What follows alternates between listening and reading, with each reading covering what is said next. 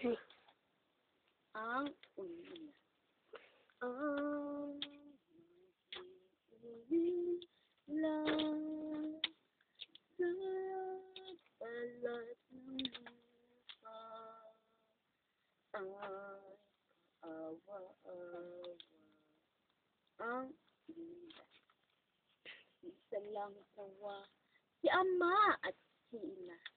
Kaming magkakapatid ay pawang ulila. Walang magpakain, walang magpatira. Ang buhay namin ngayon ay sadyang kaawa-awa.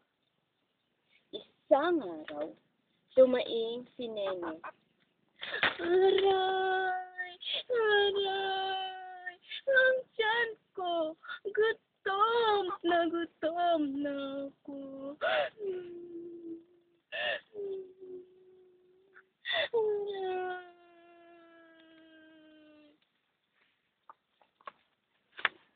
Di ko matiis ang bunsong si Nene at ako'y tumakbo sa tindahan ni Aling Kabese at doon nagpalingalinga sabay tuko sa garapoong malaki.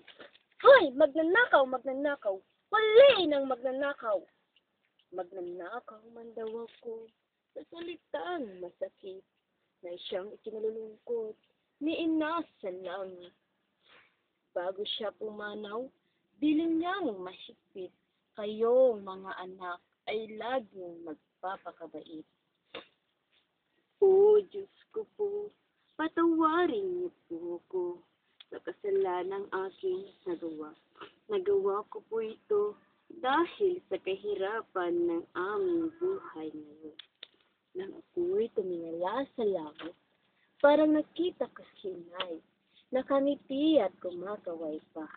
Paalam na po Inay, masaya na siya.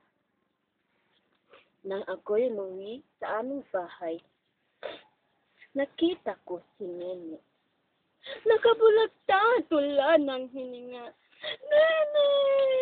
Nene, kapatid ko! Gumising ka, Nene! Nene! Nene, kapatid ko! Bakit mo ako iniwan? Ngayon nga ay marami na tayong pera. Saka naman pumanaw. Nene! Nene! Nene!